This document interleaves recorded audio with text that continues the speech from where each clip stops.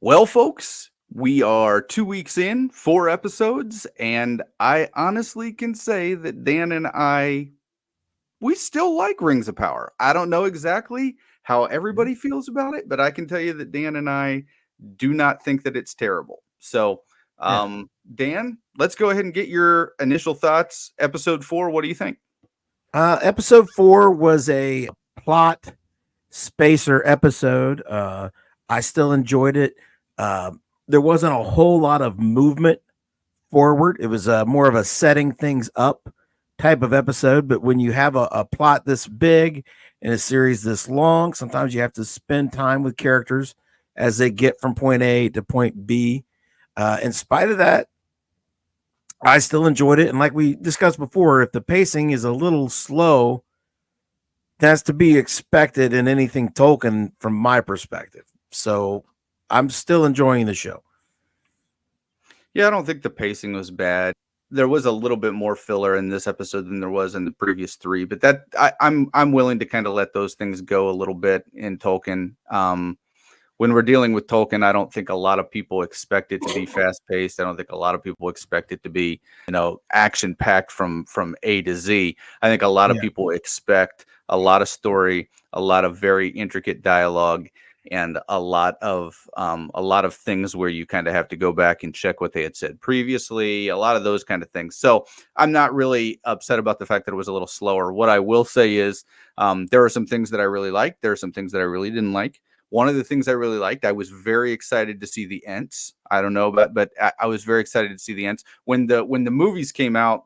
That was one of the first things that I really was excited about was seeing the Ents. So I was very excited to see them again in the series. And then probably one of the things I was kind of questioning at the very end, okay, when the little elf fellowship of whatever they call it, was in the woods, and one of them gets caught by a stray arrow that was shot by a group of orcs that was just goofing around in the woods somewhere.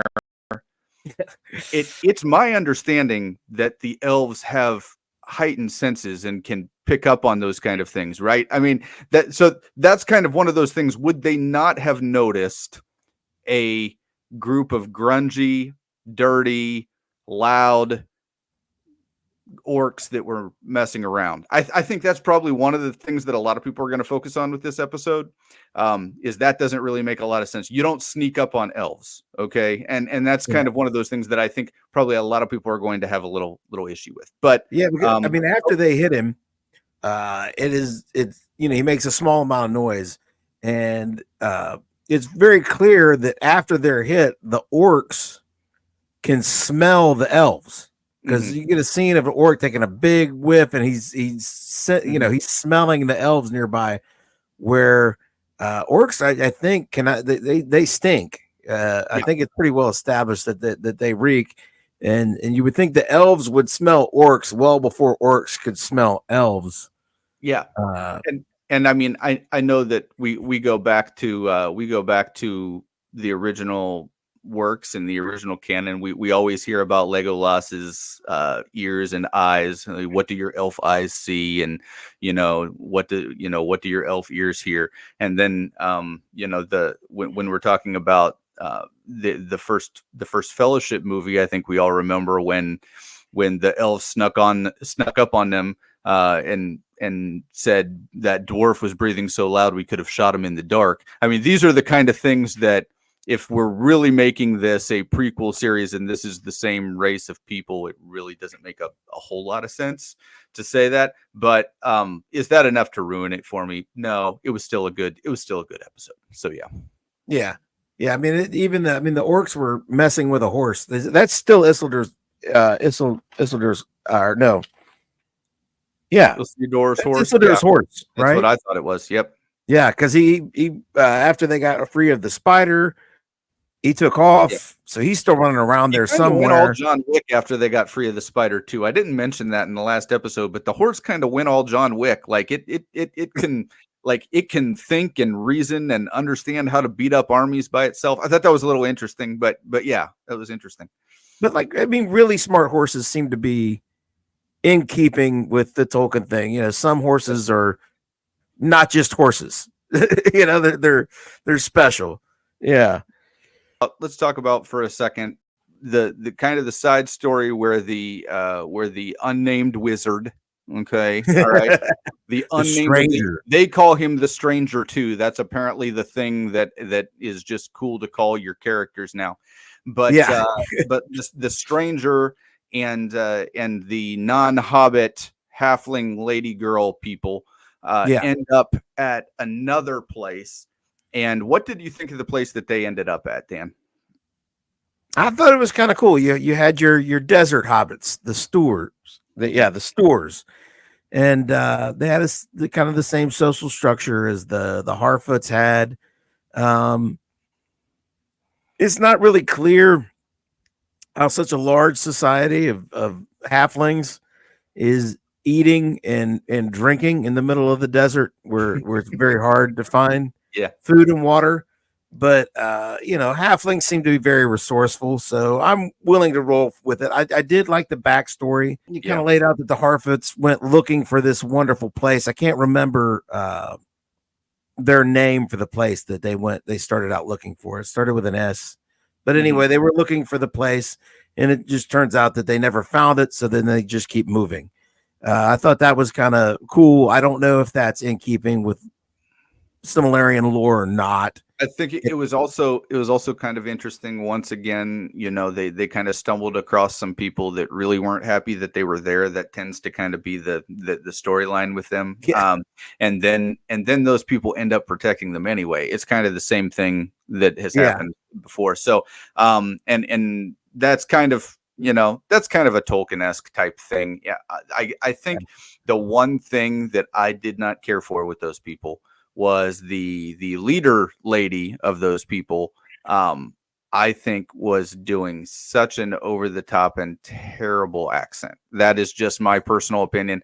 I think she really was pushing hard for that accent. I can tell that's not her standard accent, and I can tell that it is something that they really wanted to push because of that race of people. They The called again. stewards. The Yeah. stewards. So I think they were trying to push that because that's probably part of who they are. But personally, I did not care for that accent, and it didn't. Once again, none of these little details are going to ruin the show for me. But that Yeah. was something that I did happen to notice. I was just like, every time she would talk, it was a little cringy. I'm not even exactly. I can't place what the dialect that you're It going was for. kind of like a Scottish Irish kind of accent, and it was kind of a little over the top. I Yeah. it's very similar to what the halfling non-hobbit lady girl people have been doing, but it was a little. They seem a little more natural with it. She seems a little more forced. That's the way that it felt. So that's just the way that it felt to me. But Yeah. but once again, it was that enough to make me say this was terrible. No, I'm not going to do that. I mean, No.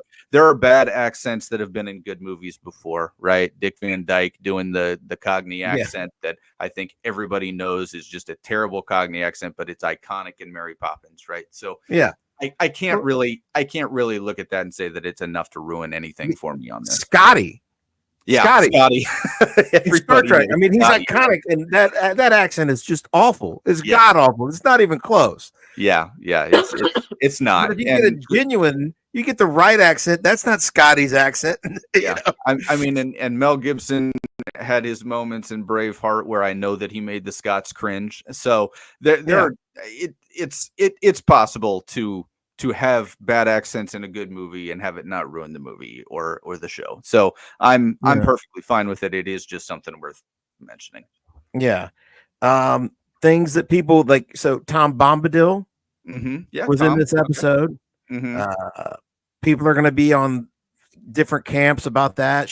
I know that Tom Bombadil was in the Lord of the Rings books, but was left out of the movies because it was determined that the parts of the books that he were in didn't move the plot forward enough to require him to be in those movies. And Tolkien always kept him very vague. So with the interpretations being so vague, they were like, let's not even wade into this. but even though he is the oldest of the old, he is not mentioned in the Silmarillion. So, he was definitely around, but not mentioned during this time frame in Tolkien's work. So some people are going to be mad that he's even there. Yeah. But Yeah. I I thought the scenes were fine. It didn't bug me. He did have kind of that kind of almost strange, jovial, unknown character vibe that we get sometimes, where you're just kind of like, that it almost feels like they're trying to make the character almost a little too likable. but Yeah. but I did think that it was good to see him there. Where I think people are going to get a little upset is, are they going to make him kind of like responsible for training the unnamed wizard? Okay. And that's kind of going to be the thing that I think a lot of people are going to maybe have some qualms about, Yeah. because he appears to be vastly superior in controlling his magic, and that looks like this is the direction that it's headed, is something like that. So Yeah. This is what I'm finding watching this show and a lot of things. I mean, it is definitely nowadays more popular, more lucrative, and it seems like just more fun to not like things than yeah, it is to like things and enjoy things. yeah, And a lot of the vitriol and attack of this show specifically is not actually what's in the show, but you see something in the show and then people just assume that because they did this, it's going to go in this direction, yeah. and then they get really mad. Just okay, so last week I can't remember if it was episode 2 or 3 or whatever, we get our little pacifist orc with his family, and everybody thinks It like, was oh episode god, 3. Yeah. we're gonna get 8 episodes of the orc, Yeah. you know orc politics and orc families, and we're gonna sympathize with orcs, and the whole show is gonna be about sympathizing with orcs. Hmm. Now, we've only had one additional episode since last week, but we were not following the orc family But we're this week. halfway through now. You know what I mean? It's like, are we really going to get an inordinate amount of that moving forward, especially when you got, what, 4 or 5 different storylines you're trying to follow? Right. It's not like it's going to be a massive part of the show. It is a part of Yeah. the show, okay? And Right. it is something that they're going to utilize for something in the show. There's no way they would have brought it up if they didn't want to use it for something in the show. But Right. is it going to be as prominent or as big of a deal as people are making it out to be? I don't think that's the case. Okay. I Yeah. think it's just going to be kind of a little side thing that you end up kind of getting the orcs kind of rallied around this one cause. And that's kind of, Yeah. I don't see it going to the point where they're really making the audience choose. And that's where I think a lot of people were we're scared that they were going to do, is they were going to make the audience choose about, do you feel Yeah. this way about the orcs? And they're not making you do that. You can kind of decide that the orcs are evil and you're okay with it. Right. I mean, they looked pretty evil when they were messing with that horse. They were Yeah, like exactly. growling, and they were doing very Peter Jackson orc things. Yeah, You know exactly.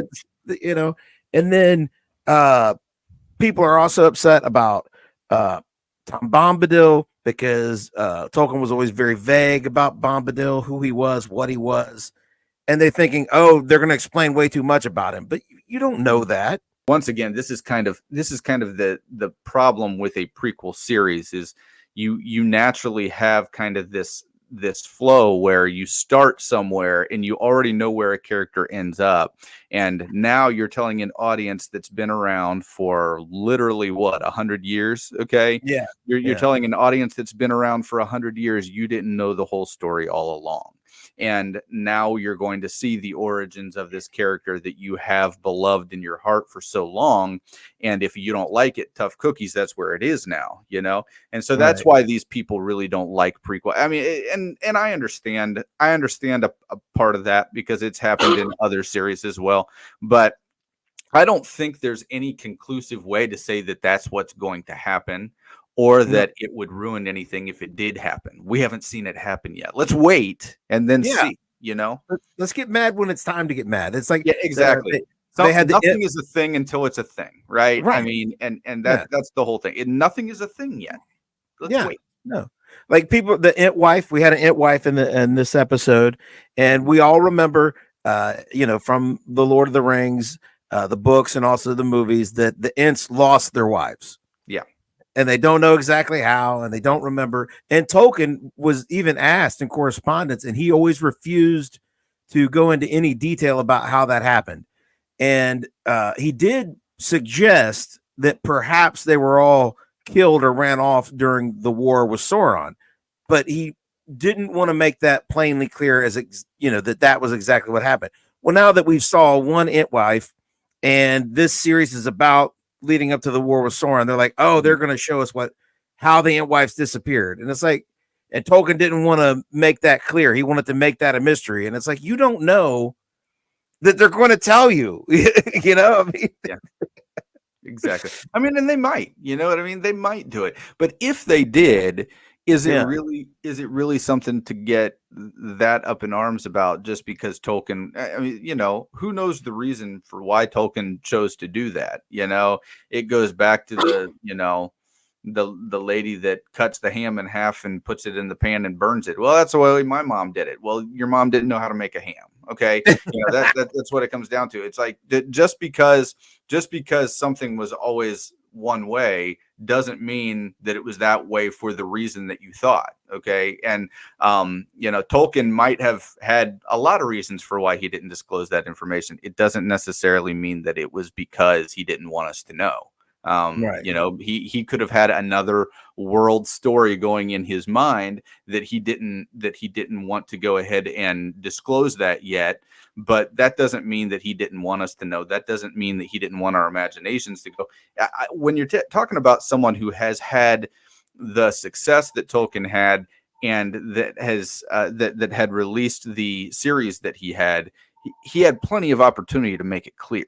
You know what I mean? It's not like this is something that he never got the chance to talk about or say or write about. He had plenty of opportunity to make it clear. And Yeah, like the thing about the Silmarillion, uh, Tolkien worked on that from, I think it was 1911 or 1914.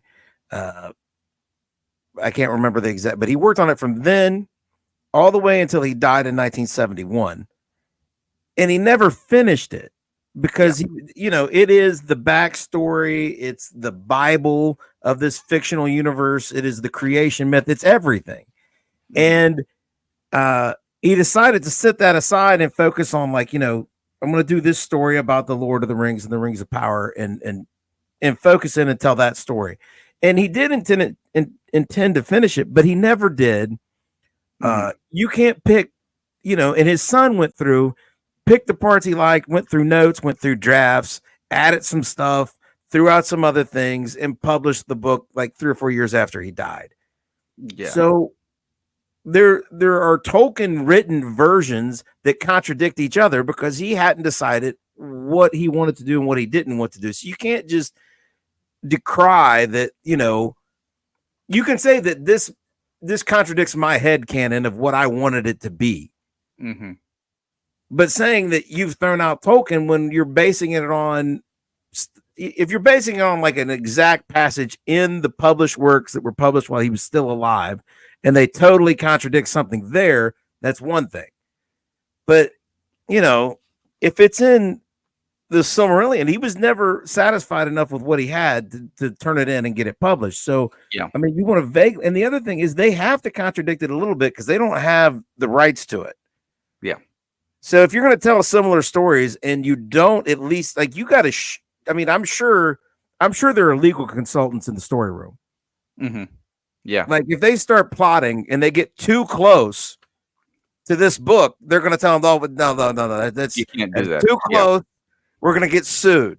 You're yeah. going to have to diverge at least this many times, or we're going to be in trouble. I have not read the book. Okay, and so I'm not somebody that's free to speak on it from that regard. But what I am free to speak on is what Tolkien did release. Okay, Yeah. because I have read what Tolkien did release, And here's the big thing that people just need to get over is the fact that this was only ever going to be the volume that they saw. Okay. You're never only ever going to see the same 4 volumes over and over and over again, regurgitated into the same form of media, just updated with different technologies, different directing, different actors. If that gets so old, if you do that, that's the whole reason somebody's trying to branch off. That's a story that's been told, in visual media at least twice now, and we don't want to see it, too much more than that, which is why they decided to branch off into different eras of the same universe. And that's kind of where I am a little more flexible on things than I used to be. I used to not be into that at all, sequels, prequels, and all this kind of stuff. But now it's like I don't want to see the same story. Okay. And Right. I would have not preferred a prequel series just because of how it's bookended and because of some of the stuff that completely changes. I don't prefer a prequel series, but this isn't being poorly done, and it's not doing justice to Right. to Tolkien. And I think that that's kind of the difference between this and what a lot of other series that have focused on doing prequels or focused on doing bad sequels.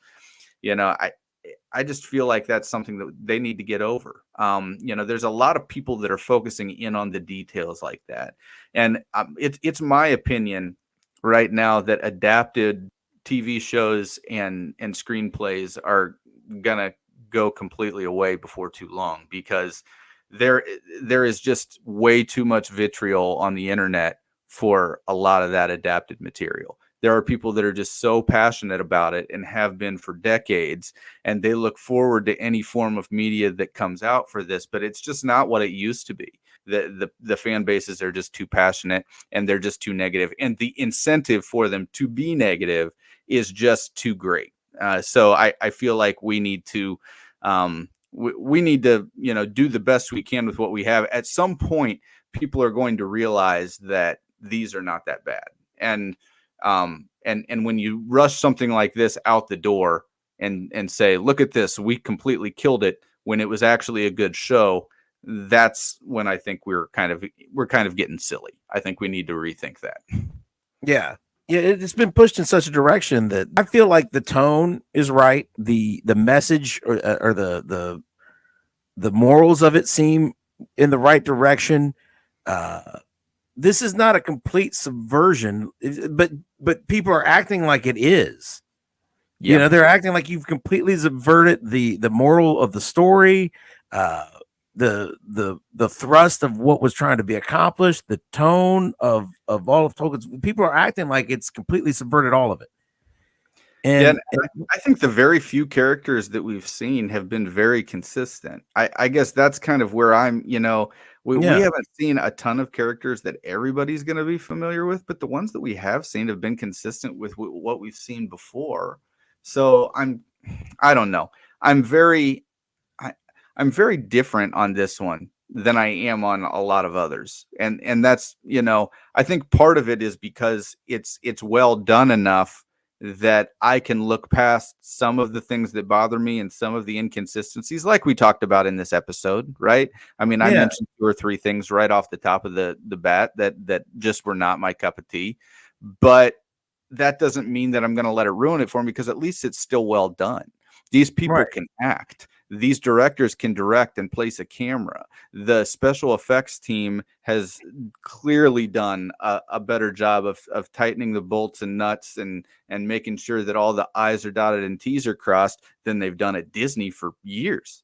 And so I can't really get that upset about the little things when on the aggregate it's so much better than what we've seen with yeah. other projects similar to this. Like when you get a little, I don't know what it was, 10, 20-second section of this episode that feels like a travel commercial.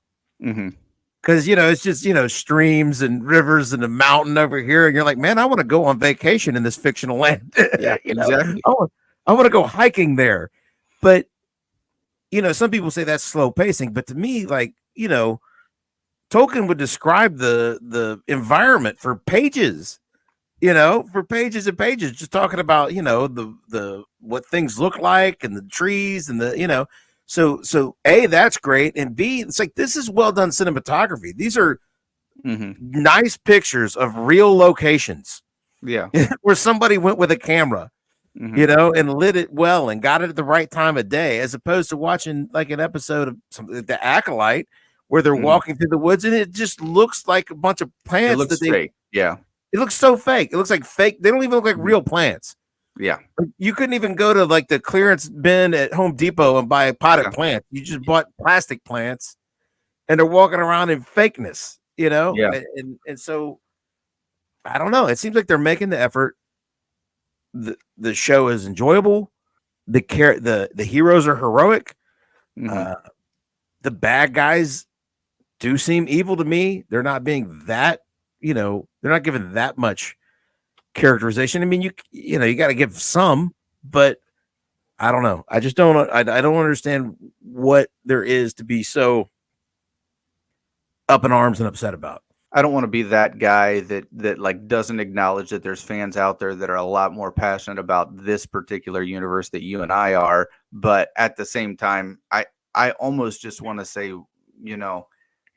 at least you're getting media that is visually captivating. At least you're getting dialogue that doesn't sound like it was written by a high school dropout. At least you're getting acting and performances that pull real emotion and actual motivation, and where you can actually see a character's point of view. Those are things that we just haven't got from Disney in a long time.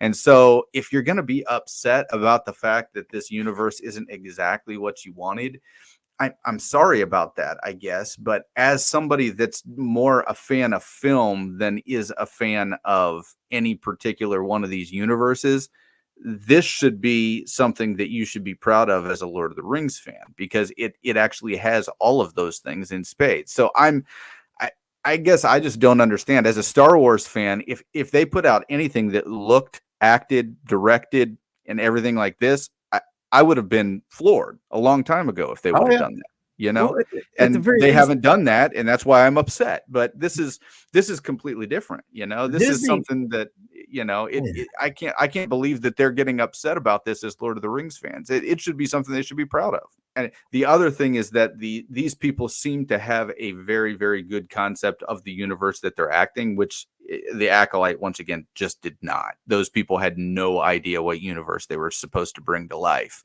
And that was the problem.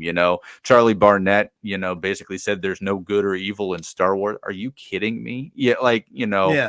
yeah, that's the whole purpose of Star Wars. It's always been the purpose of Star Wars. And so to hear that said by one of the guys that on the poster, that was something that was really weird. And we haven't heard anything like that from these No. from these people. So I think that they understand the universe they're working in. They understand the fans. They understand how to bring a good project to life by making it visually stunning, good dialogue, all that stuff. I think that that's something that, once again, if I'm a Lord of the Rings fan, I would be proud of that. But a lot of them are not. Yeah. Yeah. I mean, and to the extent that I am a Lord, I mean, I've read the books. I've read them more than once. I Mhm. watched all the films more than once. Um, We don't qualify, Dan. We didn't have the ear surgery. Okay, we don't yeah. qualify. So Yeah. that's Well, dude, I've even read articles, where they're talking about Silmarillion, and they're telling you that it's not fun to read. Mhm. It's daunting. You have to have a schedule. You have to have friends. You have to have help. It's like reading the Bible, which I mean, you can read the creation part, the firmament and the this and the that, but then it logs in. There's chapters and chapters of genealogy. This guy begat that guy who did the other guy, and that's how the Bible reads at the beginning. And Uh-huh. people read it all the way through because they believe their salvation depends on it. Yeah. Your salvation does not depend. Nobody believes that their salvation depends on reading the Silmarillion all the way through. You know what I'm saying? I So think what most people are going to find is the more research you do, the more you realize there's less reason to be upset. This isn't yeah, this isn't a universe destroying type thing. This is nitpicking more than anything that's made out to be a universe destroying thing. And I think that's really the difference between this and like the Acolyte, for example. So Yeah. that's just kind of my thoughts on it, but I don't know. Well, So yeah. I mean, as a person whose primary fandom and nerddom are derived from reading comic books, I think we can impart some coping mechanisms to Tolkien fans in that you have to learn to enjoy Mhm. different versions, slightly different versions of your favorite characters Yeah. so that you can get more of them. If you're Yeah. not able to embrace slightly different iterations, you know, I mean, my favorite hero, the reason became the nerd I am is Spider-Man. But like, you know, Stan Lee ended his run like I think in 68, something like that. You know what I'm Mhm. saying? So we'd have like it was like 62. There's you got 6, 7, 8 years of Spider-Man stories, Yep. and you'd be done. And you wouldn't have any other spot. You wouldn't have Tobey Maguire, Andrew Garfield, Tom And take Holland. You a wouldn't have look at, I mean, cartoons. people forget Stan was like a self-promoted, writer at that time. He Yeah. really wasn't a great writer. And you read that compared to the stuff that came after him, and it was far and above what Stan wrote. You know what I mean? Yeah.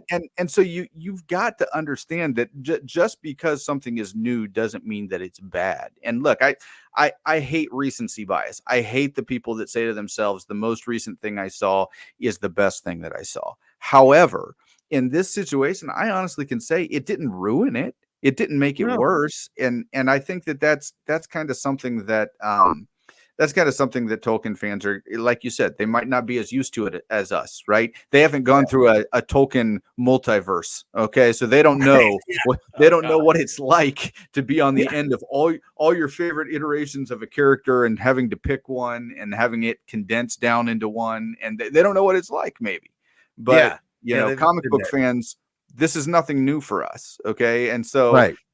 that's probably why we can look over it a little easier. Yeah, even if we get a version that we don't care for, we don't get like some of us still do, but most of us don't get bent out of shape about it because we're like, you know, that version is going to be done sooner or later, and they're going to bring in some new Yeah. creators that are going to go back to a version that I like better. Yeah. You know, so it's going to be, you know, you have it in the back of your head. It's all going to be okay because even if I'm not crazy about this version, you know, these creators are going to run their course, and then I'm going to get a version that I like. You know, For so sure. All right, so yeah. let's talk about just a couple things just to wrap up here. Let's talk about how, what we see moving forward, and then kind of just, just our final thoughts on everything wrapping up. My what I see happening is I do see a situation in which basically they're going to have Tom be the one that trains the unnamed wizard, which we all know is Gandalf. They're going to have that happen sooner or later. It's going to be a situation that Tom is the one that ends up training Gandalf. Are people going to be okay with that? Don't know. We'll have to find out. And then we're going to have probably a lot of Sauron and what happens with now that we've got Anatar. What happens with that? There's a lot of people that were not happy about that. I don't know if they just don't like pretty boy Sauron. These people just don't like Sauron having a face, is what I'm convinced of. So I think that's probably what it is more than anything. But we will see. What they're getting into with the elves is kind of the most interesting story to me, and how Galadriel is almost hyper focused on making sure that the ring survives. She is convinced it's what's going to save her people. Okay, and so I think that could be something that could be very intricately used in the story to maybe bring some trouble up later on. But that's just kind of what I'm seeing. What are you seeing, Dan? Well, I mean, Galadriel gave the ring to Elrod, Hmm. uh, Elrod to take the rest of the way, Hmm. and now she's been captured. So I feel like the rings, all of the rings of power have a lower level of the corrupting influence that the One Ring has. Yes. And I feel like you could tell that Galadriel was being corrupted by it, and that Yes. Elrod he knew that. He Yes. sensed it. He does not trust the ring. And That's why he he's right said she not did this to save the ring, not to save us, right? Yeah. Yeah. And he's right not to trust it. We all know that. Yeah. So the one of the more interesting thing, I mean, Galadriel's stuck with Adar. What's gonna happen there? Who knows? I don't know. I mean, will they unite against Sauron? I don't know. That would not be good. That would I would not enjoy that. I will join the haters if Galadriel and Adar join forces. The thread going forward that seems the most interesting right now is Elrod actually making it to Celebrimbor, because I mean they're still on their way there. Yeah. And like when he gets there and says, "No, this dude is Sauron." Is Celebrimbor going to believe him? Yeah. I mean, because there's still rings to be forged. Yeah. And I feel like they're still trying to convince the dwarves to take some rings, and they haven't made them yet, right? They haven't made the dwarves rings, much less the rings for men. Yeah. So there's a lot of ring making and ring distributing to happen. So in the time, and Elrod, I feel like he has to be almost there. I think that they're going to get there. Celebrimbor is not going to take their word for it. He's not going to believe them that he's Sauron. Yeah. That could be interesting because even the source material, as far as I understand it, and I'm going to get corrected, but as far as I understand it, there were elves that never did trust Anatar. Now, it seems very clear that Sauron did use the name Anatar. That did move amongst the elves. Seems clear that Elrod and Galadriel are canon. They didn't trust him, and that Celebrimbor did. So, I mean, it seems like they're extrapolating more into that. I mean, not trusting him and knowing that he's Sauron are two different levels. I feel like the stranger is just going to leave Tom's house next episode, and I feel like when he finds his staff. I feel like that's the thing. He's going to find the staff, he'll hold the staff, and all of a sudden he remembers everything. I feel like it's more the amnesia thing. Somebody like this dark wizard or somebody did something to Gandalf. Gandalf was generally thought to be like thousands and thousands of years old. So for it to have been that this is his essential origin story would kind of be cutting that down quite a bit. You know what I mean? Like people were thinking he was like 15, 20,000 years old. And so where we're at right now is roughly 3,000 years before Fellowship of the Ring. So when we're looking at that, I would generally think that that's probably what it is. The amnesia thing is probably more the direction I think that they're going to try to push if it makes more sense that way. Right. So I'm thinking a lot of next episode is going to be elf stuff. It's going to be elf. It's going to be Celebrimbor. It's going to be Anadir. They're going to be forging rings. They're going to be convincing dwarves and men to take them because there's a lot of ground to cover there. Yeah. I'm really trying to figure out a way forward with Galadriel's situation that is not the one I just threw out there, and I hope they have a good one because her joining forces with the deer that's bad. And that's bad. I feel like there was one thing that we missed, and that was Isildur essentially falling for that one girl and almost getting taken because of it. So kind of showing maybe a little foreshadowing that he's probably not the best option to bear the Ring of Power moving forward when it comes. That's a little foreshadowing there that I think, he's very easily fooled. Let's put it that way. He's covetous. He's covet. He covets. Exactly. He coveted his neighbor's wife. That's right. So yeah. And she had him fooled. So she had a lock, stock, and bed. And then she took his sword. Was good. Yeah. Yep. For sure. So but I mean, all in all, I'm still having fun until they actually have Galadriel join forces with the Dar, and then we have like 4 episodes of orc families. I'm going to say that so far they haven't done that, and I'm enjoying it. All right. Well, we appreciate you guys joining us today. This has been a lot longer review than we anticipated of Rings of Power episode 4, but If you like this episode, go ahead and watch the rest of our videos. We do debates, we do all kinds of other things. Go ahead and take a look below, see what you think. But thank you so much. We'll be here next week for another review. Appreciate it. Bye.